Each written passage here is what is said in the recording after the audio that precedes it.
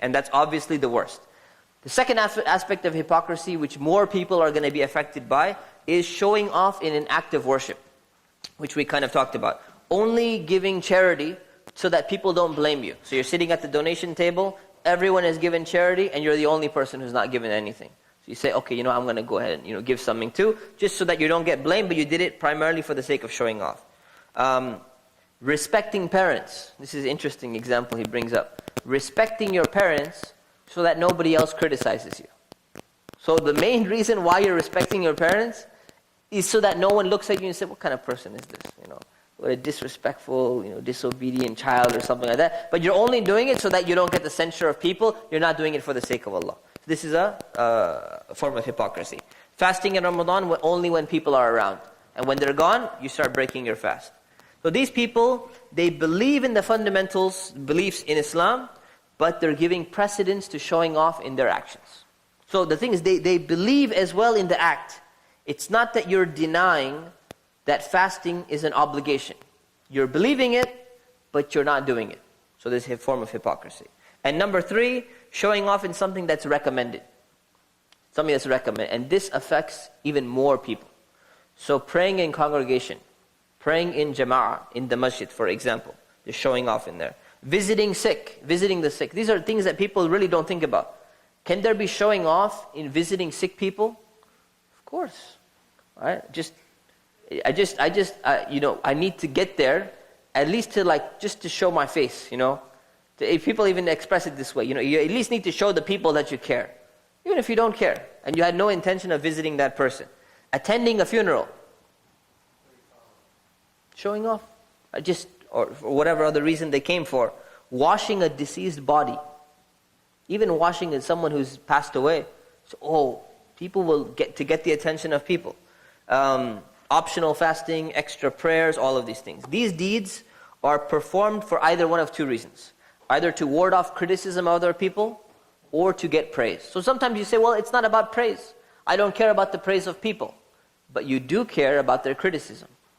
Most people are concerned about people criticizing them. So to ward off the criticism of other people, what do?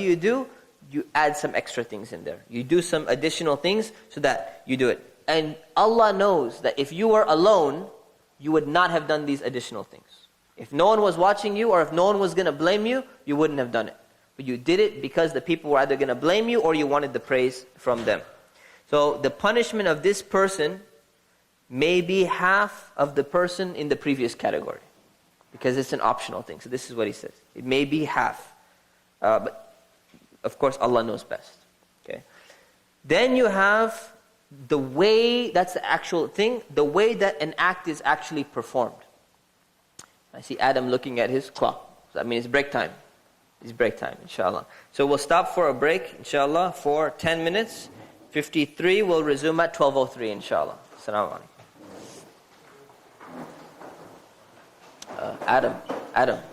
Adam. Alright. Let's settle down, inshallah. Is this on? No. Let's settle down, inshallah.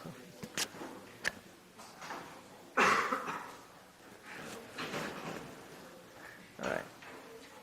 Bismillah, alhamdulillah, wassalatu wassalamu ala rasulillah, wa ba'd.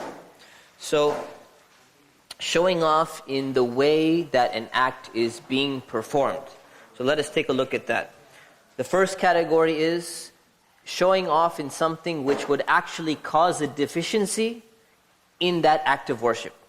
So what is an example of that? For example, when you pray, there's a minimum amount of time that you need to bow, make ruku' for. There's a minimum amount of time that you need to make sajda for, prostration for. What is that minimum amount of time?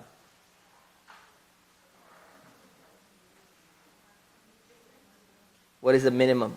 What is the minimum amount of time involved in making ruku' or sajda, prostrating or bowing?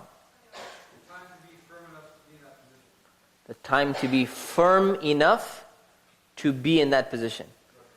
That is the correct answer, but I doubt that people understood what that means. Who understood what that means?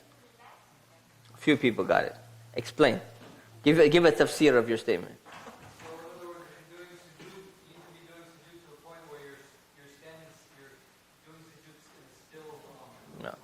Your body needs to be at rest in a tranquil position, non-moving, exactly.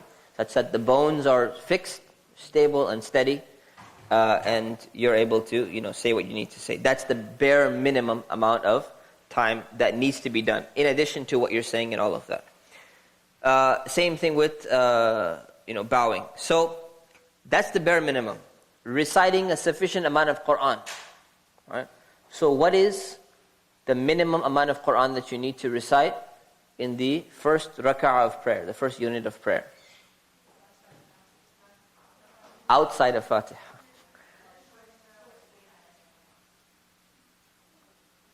I get all these answers coming with no hands. Yes, sister. One verse from the Qur'an. Okay. What if you recite half a verse from the Qur'an? Has to be a complete verse. Okay. So generally, yeah. So most scholars will say, most scholars will say that there is a minimum amount. So these kind of things, there's a minimum amount such that if you don't do them, let's take Fatiha for example, is a better example. You have to recite the entire Fatiha, right? So let's say someone is just, blasting through the Fatiha, they're skipping one verse or something. That would be a deficiency in their prayer had they not done it correctly. So, a person who makes a deficiency in one of these things while they're showing off to somebody else, they would have made a deficiency on a regular basis when no one's there. And when they're in front of people, now they start doing it. So someone who does a super fast prostration. They're praying at home and they know that they're not supposed to be going that fast. And it's not going to count. But at the same time, when they're in front of people, all of a sudden, right? And all of a sudden everything's changed.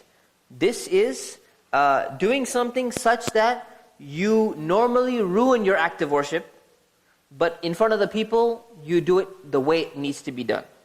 Not the way it necessarily should be, the way it needs to and should be done. Okay? Ibn Mas'ud, may Allah be pleased with him, the companion, he said, this is a form of contempt for the Creator because the person does not care how Allah sees him when he's alone.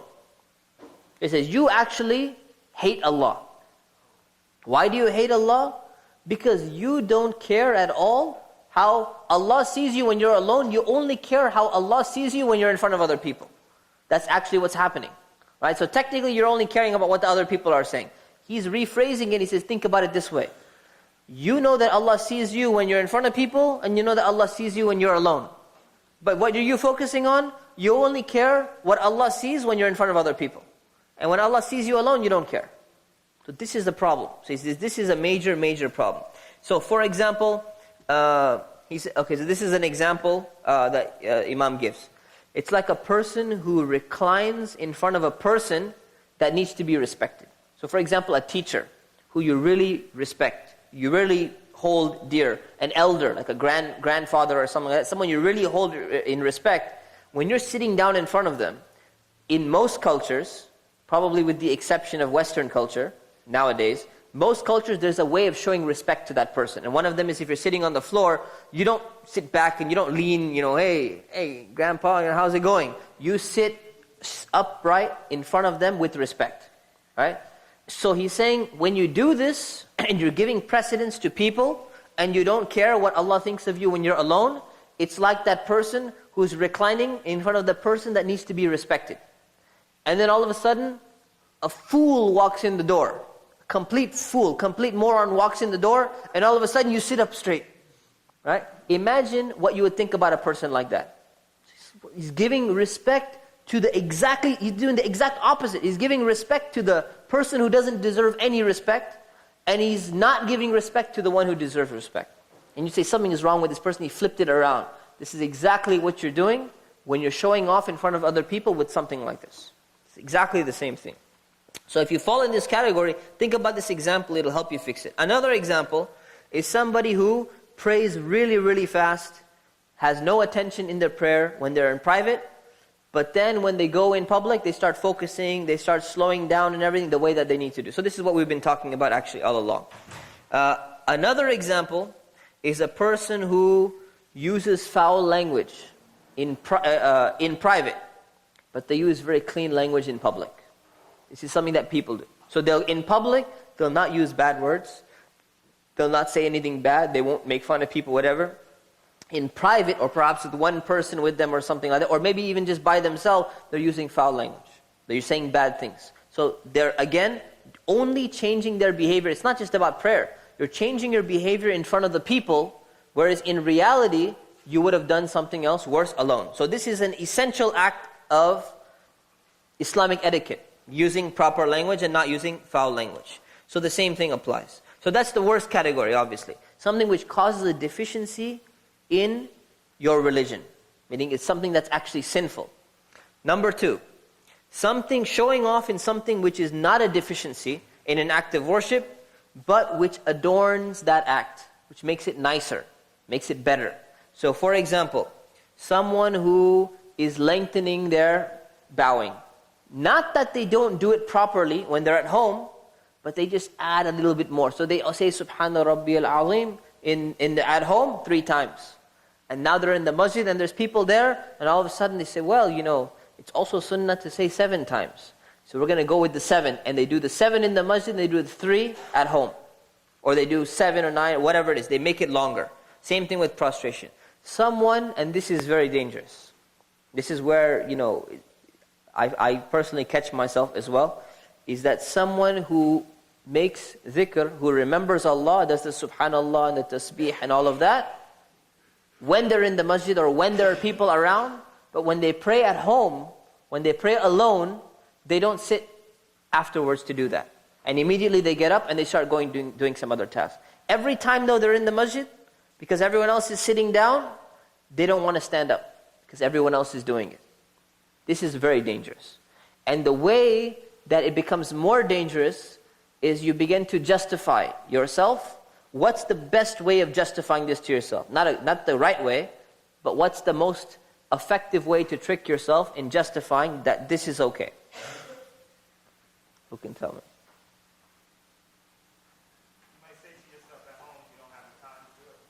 That's one. You may say you don't have the time, but in the masjid now you have the time somehow, perhaps. Which doesn't make sense, because you actually spent more time driving to the masjid. Right? So technically you should have less time actually. But yeah, what else?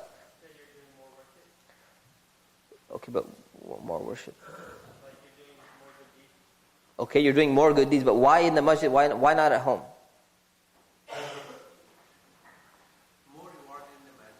One thing can be you're doing more reward you get more reward in the masjid. That could be one justification.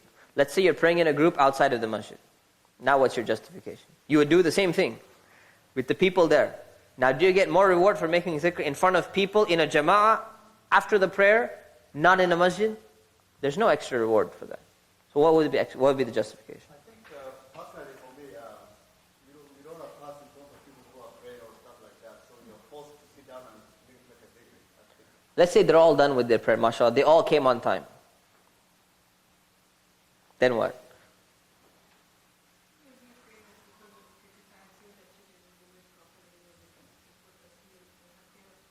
That's okay, but that's not a justification that you would trick yourself into believing that it's a good thing, necessarily. That's something that you're being honest with yourself. That I have a problem, I don't want to be criticized. Something where you trick yourself.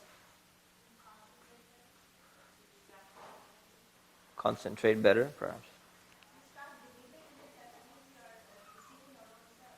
Believing in what? Believing, okay, so how do you get to the point that what you're doing is okay? How could you rationalize it for yourself? In the masjid but not outside the masjid. Okay, there's something else.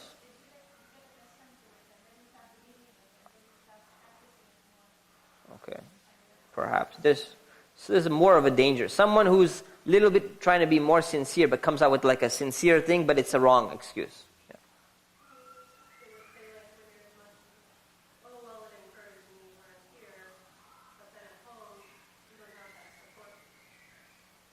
Yeah, that's a good point, actually. So I'll just add to that. You say it encourages me when I'm in the masjid, but I'm not as encouraged when I'm at home. That could be one. And the second one is the flip side of that. I'm encouraging others as well by doing this.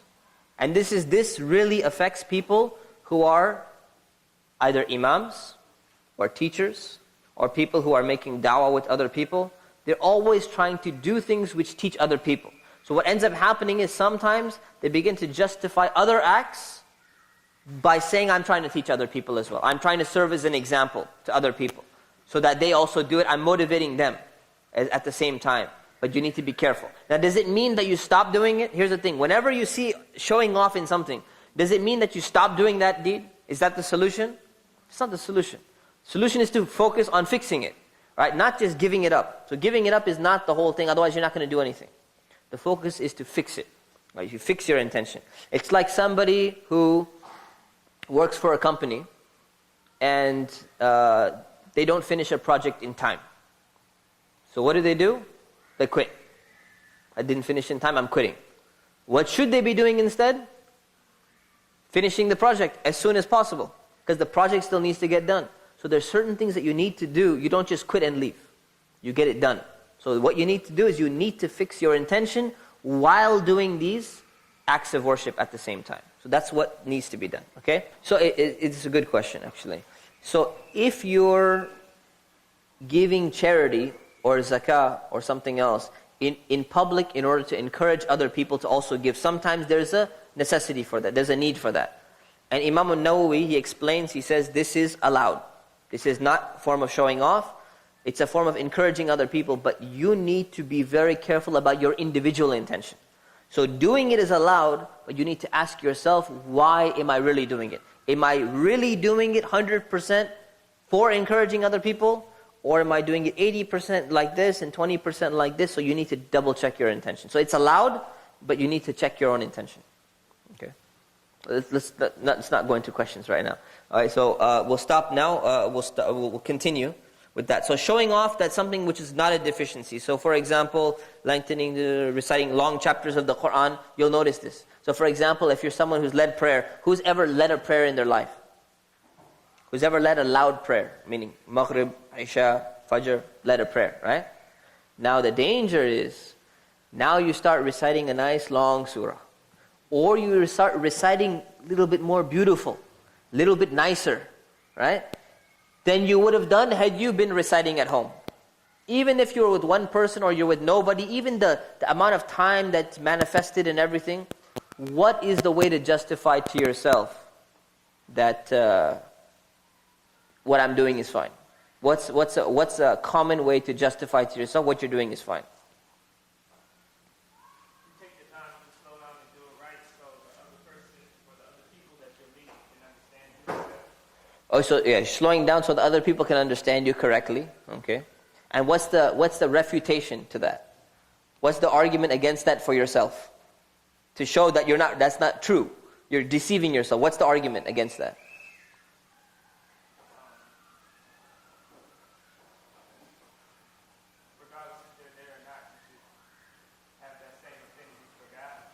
Not just that, you're saying that I'm slowing down so people can understand me nicely and they can focus on the Quran. So when you're alone, you don't need to focus on the Quran? That's it, simple, right? You need to focus on the Quran too. So why do you only do it when you're in front of people but not when you're alone? So there's a problem there. Right? So that's what was the second thing I was saying? Just lost track of myself. Anyways, so that's the thing, lengthening. So there's a problem. Another justification. There's another one you can come up with. What's another one? Not just people focusing, but say, well, it helps people concentrate when you beautify your voice and make it nicer and everything, right? But you're also in need of concentrating, right? So why don't you do it alone as well at the same? If it really helps you to concentrate, and it really helps them to concentrate, why don't you do the same thing for yourself? Because you need to concentrate as much as anyone else needs to concentrate. So you need to be careful of delusion. Deceiving yourself. So this is only done when people are present and not when alone. The third category is routine acts. So this is kind of like a separate category somewhere, where you're showing off in acts which you could never perform alone. So this is where it's difficult because you don't have the opportunity to test yourself. There is no way to actually do this when you're alone. So for example, standing in the first line of prayer. You go and you want to stand in the first line of prayer because what do you get when you stand in the first line of prayer? You get more reward. for being in the first row. So when you're in the first row, how can you test yourself and say, well, when I'm alone, do I stand in the first line of prayer? You can't test yourself. Because it's something you can only do in a group. Showing up to the prayer on time. This is all something that's actually all coming from the book. These are things. Showing up on time. You say showing up on time is a good thing. But at the same time, you can be thinking, you know what? If I don't show up on time, I'm always late for Fajr. And people are looking at me and saying, you know what? This guy's always late for Fajr. You know, I need to make sure that I'm going to be on time because it's really looking bad. Now what's your intention? For the sake of the people, because you fear their blame and their criticism. So it's not being for the sake of Allah. It's not reaching there on time. So now what do you need to do? Now you need to work on this and you need to change it. You need to change the intention. It cannot be for that sake. Okay? So let's move on to the next point. We'll have time for questions, inshallah. Pretending, the next division of showing off is pretending to achieve a different goal. So a person, for example, is showing off in order to acquire wealth. Or a person is showing off in order to acquire some type of authority over other people or whatever it may be. So they have an ulterior motive for why they're showing off.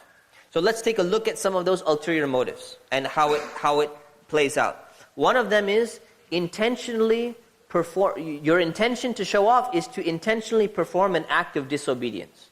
So you want to do something which is prohibited in Islam.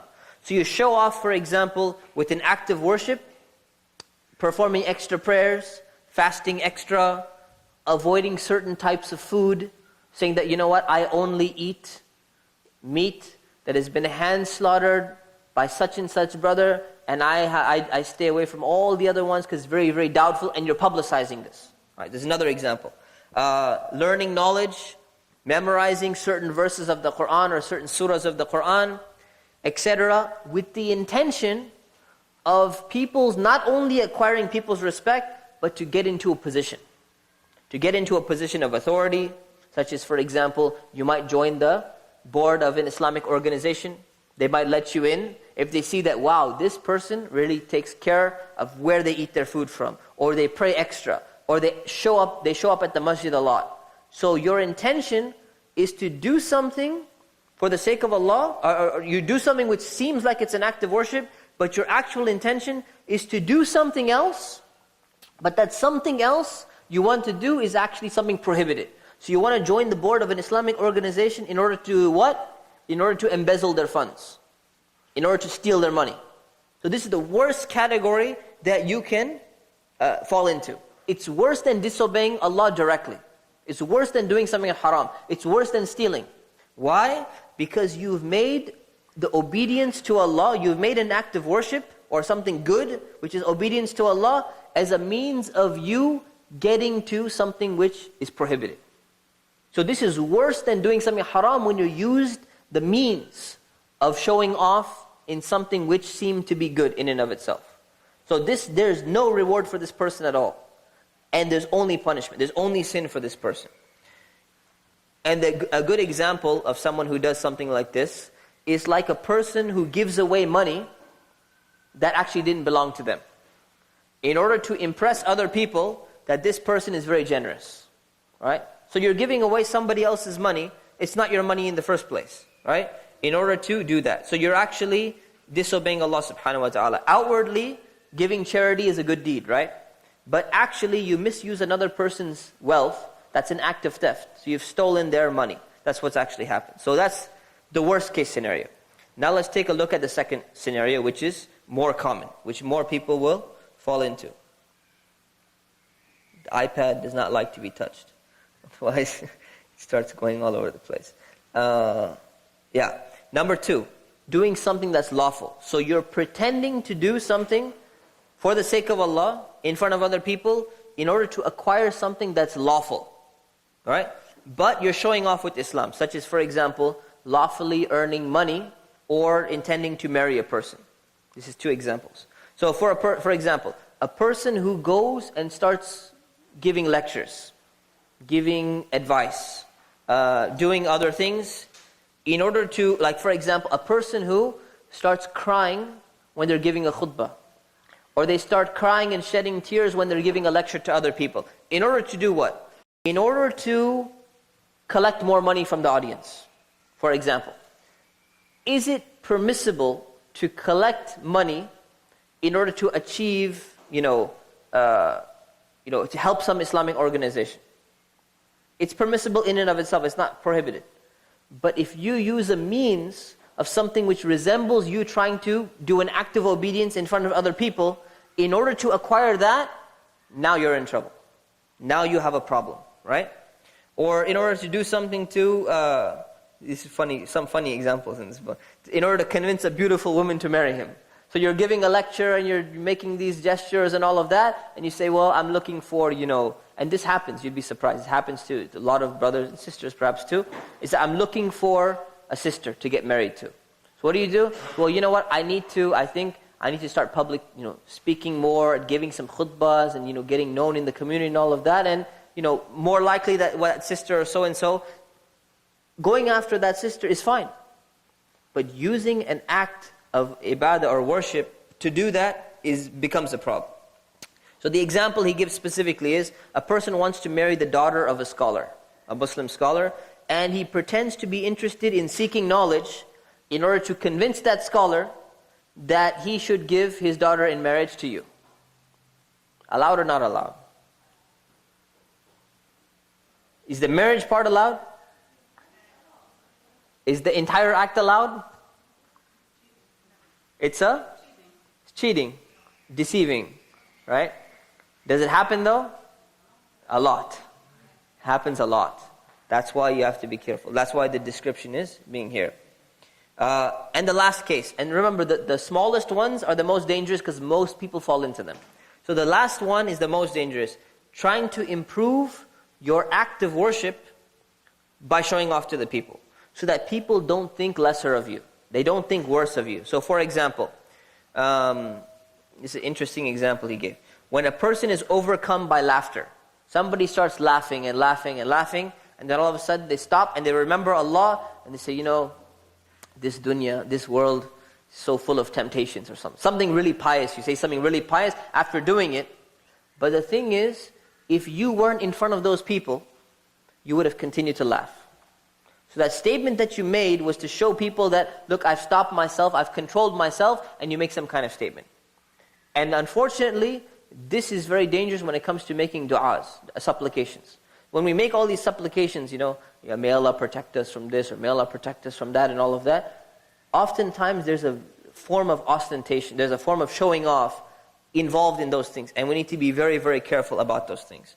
Another example, or other examples are, people who fast on Monday and Thursdays, people who pray extra prayers, they only do that in order to not being accused of being lazy. So you're in an MSA, Muslim Student Association.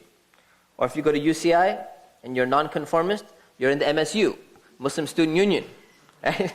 And what do? We decided everyone is going to start fasting. We wanted to do fasting on Monday to encourage everyone to fast.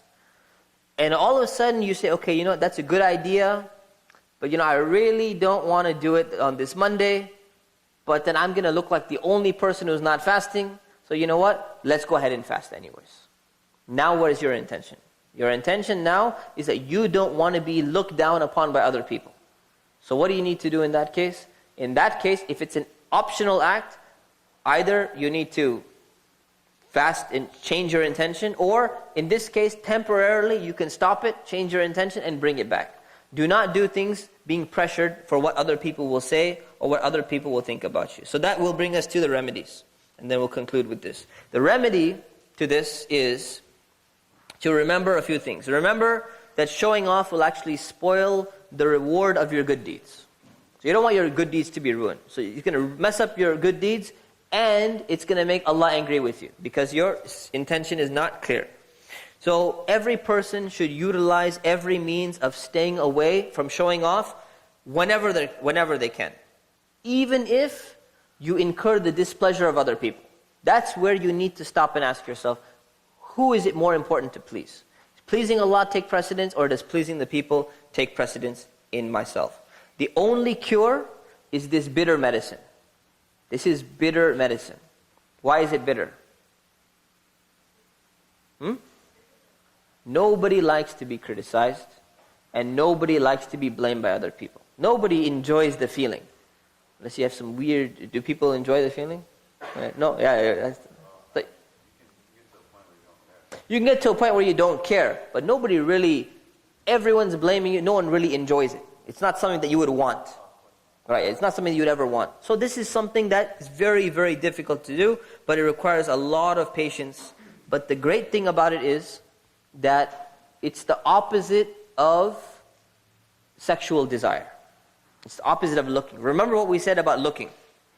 In the beginning, it's easier, or in the beginning is harder? Looking. Controlling the desire. In the beginning, it's easier. And a little bit later on, it's harder. This is the exact opposite. In the beginning, it's hard. But it gets easier over time. So this is the downhill. It gets easier and easier and easier over time. So that's the benefit of it. So once you start it, and you start focusing and saying, it doesn't matter what people think. I don't care what other people think. I care what Allah subhanahu wa ta'ala thinks. You start changing your behavior. You start changing the way you do things. The way you start saying things. All of these things. So let's take a look at 3 things. Number 1. The sources for showing off are love of authority and love of fame. They stem from the love of other people's praise. You want other people to praise you, and you dislike their criticism. So obviously, what do?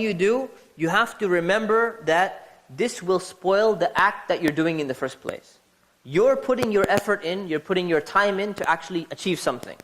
And what happens? You messed up the entire thing just in order to get a little bit of pleasure, so a little bit of praise, or to avoid some harm for a person. The example that he gives is... Well, I modified the example. Imagine someone gives you a nice sweet dessert. Really tasty, really sweet, and it's laced with cyanide. Right? It's got poison inside of it. Right? So what would you do? Right? Would you eat it or would you not eat it? Right? You realize that this thing tastes good, but it's going to destroy me. It's going to ruin me completely. So you would avoid this thing completely. You would say, as sweet as it is, as nice as it tastes, as good as it feels that people praise you, as nice as it is to avoid people's criticism, there's a huge danger inside because I'm displeasing Allah. So you say, you know what, it's not worth the benefit. It's not worth the pleasure or the taste. Doesn't matter how much, high fructose corn syrup they put in there, right? It's a very addictive product. It doesn't matter how much they put in there, you want to avoid it, right? You want to avoid it. And also realize that showing off also has harms in this life as well. What are the harms of showing off in this life?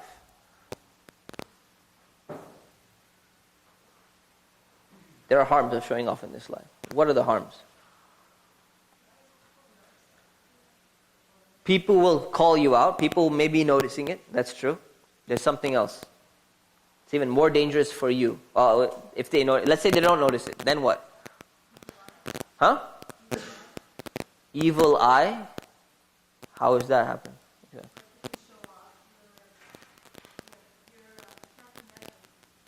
Okay, yeah, that could be perhaps something else. Yeah.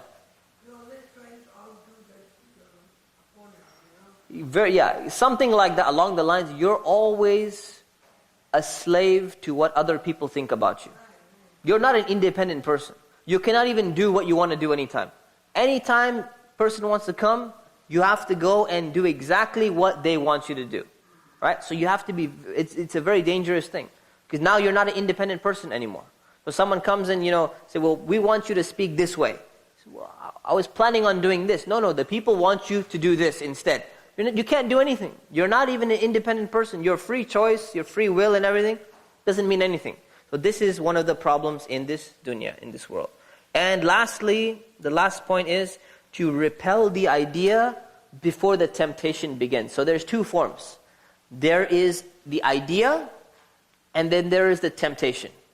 The idea of doing something to show off is more of an abstract thing. Once you start going into it, then it becomes a temptation. Right? So for example, you're on a diet, and there's an idea that, I could break this diet and I could start eating this chocolate cake or something like that. The idea is there, but the moment you start reflecting upon it, you say, should I do it? I wonder what it's going to taste like. Now the temptation begins. But the idea itself, the temptation had not begun, had not started yet. It didn't actually start getting to you. So you stop this at the idea stage before it gets into the temptation stage. Because once it gets into the temptation stage, then you have a problem. So in order to stop that, if the thought comes to your mind to do a good deed in front of other people, what you should do is you should ask yourself the number of questions. What can these people do for you? They can't do anything for me. What benefit would they get from knowing that I'm doing this good deed? There's no benefit, no real benefit for them. What benefit would I get for them knowing that I'm doing this specific thing? There's no benefit, so they don't need to know. And they're on a need-to-know basis, so you leave it. Okay, so these are some of the practical remedies, inshallah. Now we'll stop there and we'll take questions. How did gluttony get there? It's a good question. All right, so it's a reminder, it's a review. No, not really.